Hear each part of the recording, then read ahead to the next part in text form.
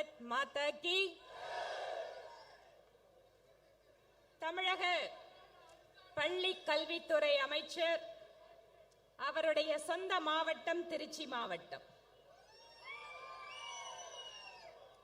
தேசிய கல்விக் கொள்கையை தமிழகத்தில் நாங்கள் ஏற்க மாட்டோம் என்று சொல்கின்ற அமைச்சருக்கு இதோ உங்களுடைய மாவட்டத்திலேயே பாரதிய ஜனதா கட்சி எங்கள் ஆதரவை காட்டுகிறோம் என்று இங்கு குழுமி இருக்கக்கூடிய பாரதிய ஜனதா கட்சியினுடைய அத்தனை சொந்தங்களுக்கும் இந்த கூட்டத்திற்கு தலைமை வகித்துக் கொண்டிருக்கக்கூடிய இந்த பகுதியினுடைய பெருங்கோட்ட பொறுப்பாளர் மாநில பொதுச் செயலாளர் அன்பு சகோதரர் கருப்பு முருகானந்தம் அவர்களுக்கும் இந்த மாவட்டத்தினுடைய தலைவர் திரு ஒண்டிமுத்து அவர்களுக்கும் மற்றும் மேடையில் அமர்ந்திருக்கக்கூடிய கட்சியினுடைய மூத்த தலைவர்கள் முன்னாள் அமைச்சர் திரு பொன் ராதாகிருஷ்ணன் அவர்கள், நம்முடைய முன்னாள் சட்டமன்ற உறுப்பினர் அன்பு தலைவர் திரு ஹெச் ராஜா அவர்கள்,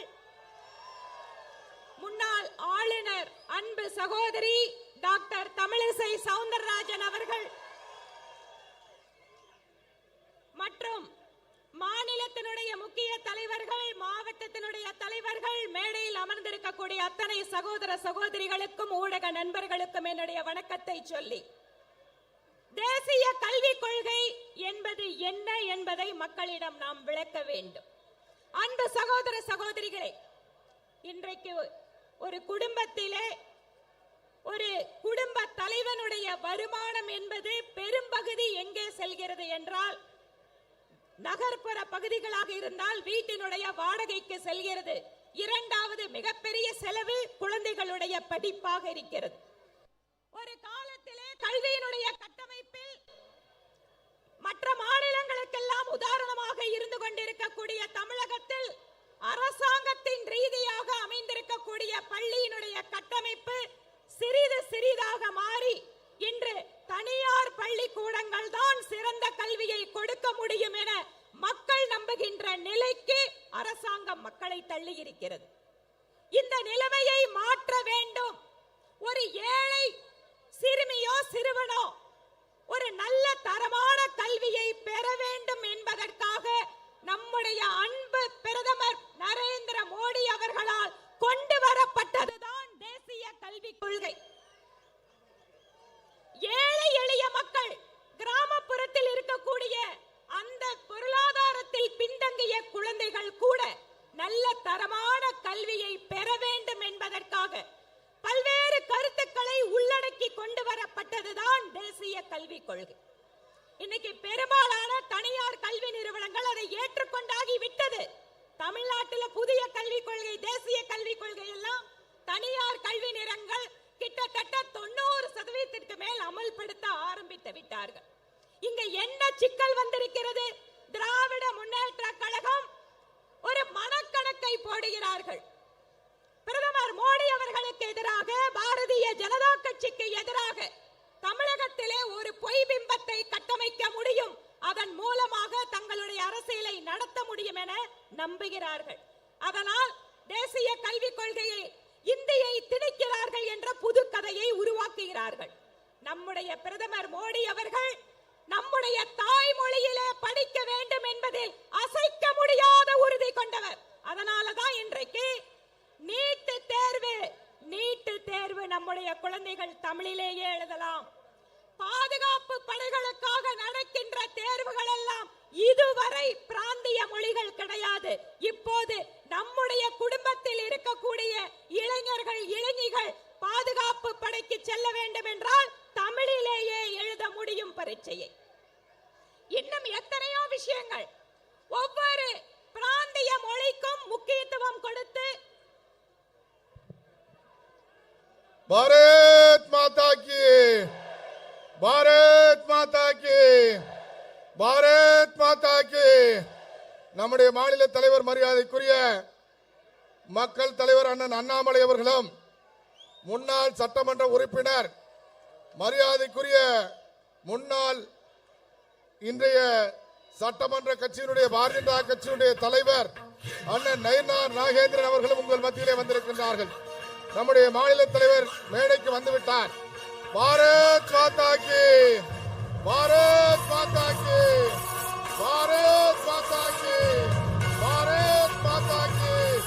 வேண்டும் வேண்டும், தேசிய கல்விக் கொள்கை வேண்டும், வேண்டும் வேண்டும், தேசிய கல்விக் கொள்கை வேண்டும், வேண்டும் வேண்டும், ஏழைகளுக்கு நல்ல கல்வி வேண்டும், வேண்டும் வேண்டும்.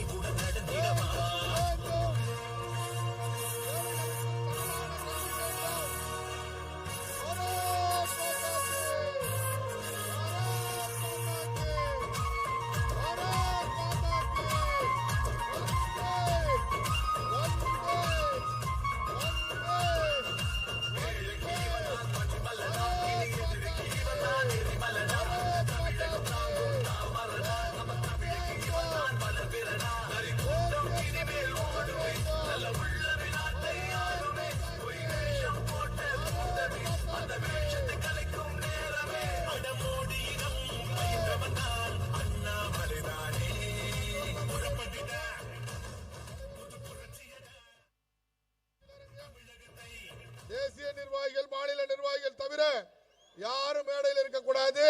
தயவு செஞ்சு மேடை விட்டு இறங்க. மேடையில யாரும் இருக்கக்கூடாது, கீழே இறங்கிருங்க.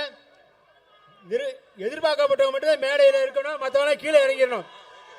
மேடையில யாரும் எதிர்பார்க்கப்பட்டது யாரும் இருக்கக்கூடாது. பாரத் மாதா கி, பாரத் மாதா கி, பாரத் மாதா கி, பாரத் மாதா கி, பாரத் மாதா கி, பாரத் மாதா கி. மாநில தலைவர் அண்ணாமலை அவர்களுக்கு தயவு செய்து மேடையில் இருக்கவங்க கொஞ்சம் கீழே இறங்கிருங்க. எதிர்பார்க்கப்பட்டவங்க மட்டும் மேலே இருக்கணும், மற்றவங்க கொஞ்சம் கீழே இறங்க. கூட்டம் ஆரம்பிக்க போகுது. மாநில தலைவர் பேசி 8:30 மணிக்குள்ள மீட்டிங் முடிச்சாவனு கீழே இறங்க சீக்கிரம். கொஞ்சம் எல்லாரும் பின்னாடி போங்க, பின்னாடி உட்கார்ந்து நீங்க பின்னாடி போங்க. யாரும் இப்ப தலைவரை பார்க்க வரக்கூடாது, தயவு செஞ்சு வரக்கூடாது. கொஞ்சம் பின்னாடி போங்க. மற்ற அங்க இருக்கக்கூடிய நீங்க எல்லாம் அப்படியே கீழே உட்கார முடிஞ்சா உட்காருங்க, இல்லைன்னா பின்னாடி போங்க தயவு செஞ்சு. இருக்கை அங்க இல்ல, இருக்கை காலி ஆயிடுச்சு. அதனால அப்படியே கீழே உட்கார்ந்துங்க, பின்னாடி போனாலும் உட்கார முடியாது. தயவு செஞ்சு மேடையில் யாரும் முன்னாடி வரக்கூடாது. நம்முடைய கொஞ்சம் கொஞ்சம் எல்லாரும் அண்ணே பாலன் எல்லாம் அப்புறம் பாத்துக்கலாம். நீங்களே அப்படி பண்ணா என்ன பண்றது? பாலண்ண வாங்க, ஒண்டி தர போய் உட்காரு. யாருங்க முன்னாடி நிக்காது. டைம் இல்ல நமக்கு, 8:30க்குள்ள மீட்டிங் முடிக்கலாம். அண்ணே அப்புறம் பாத்துக்கலாம், இப்போ அப்புறம் பாத்துக்கலாம் அப்படின்னு 8:30க்குள்ள நம்ம மீட்டிங் முடிச்சாகணும். அடுத்து நம்முடைய தேசிய தலைவர் தன்னுடைய உரையை தொடர்வார்கள்.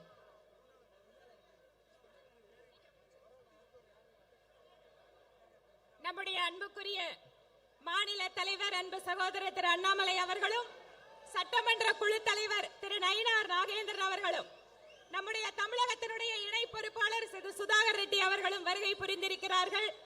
அவர்களுக்கும் வணக்கத்தை சொல்லி,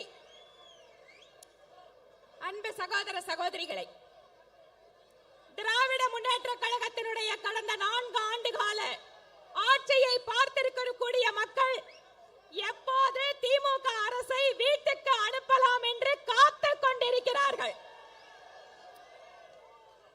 ஆனால் இல்லாத ஹிந்தியை திணிக்கிறோம் என்று மக்களிடையே பொய் பேசுகின்ற அரசாக இந்த அரசு இருக்கிறது.